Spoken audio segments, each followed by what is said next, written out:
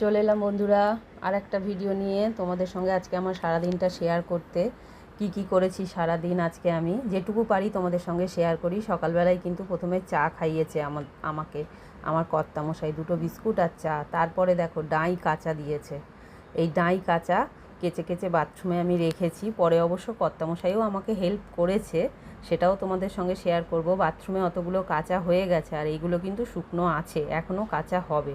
যদি না পারি অন্য দিন কাচবো। তারপরে দেখো কর্তামশাইয়ের দয়া হলো, কর্তামশাই বললো তাহলে আমি কটা ধুয়ে দিই তোমার সঙ্গে, কারণ আমার হাতে ব্যথা, তাই জন্য ও মাঝে মাঝে আমাকে ধুয়ে দেয়।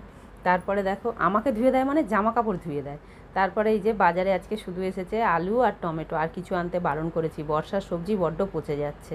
আর আমি সঙ্গে সঙ্গে দেখো সব কেটে কুটে রেডি করে নিচ্ছি, কারণ আজকে কিন্তু আমি রান্না করব না, আজকে আমার কর্তামশাই রান্না করেছে সকালবেলা, তোমরা নিশ্চয়ই আমার শর্ট ভিডিওতে দেখেছো।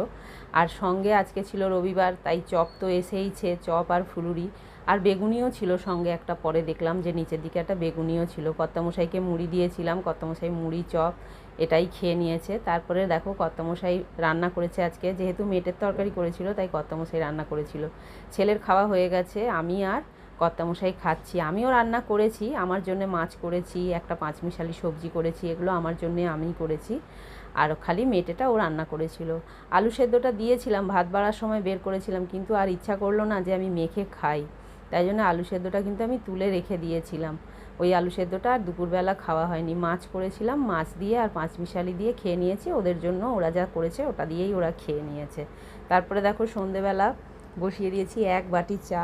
রবিবার মানেই আমার কর্তামশাই নিচে কিন্তু তাস খেলে, আমার দাদা আসে, আরও এক মানে আর কী বলবো, আমার 3 দাদা আসে, তাদের সঙ্গে খেলে।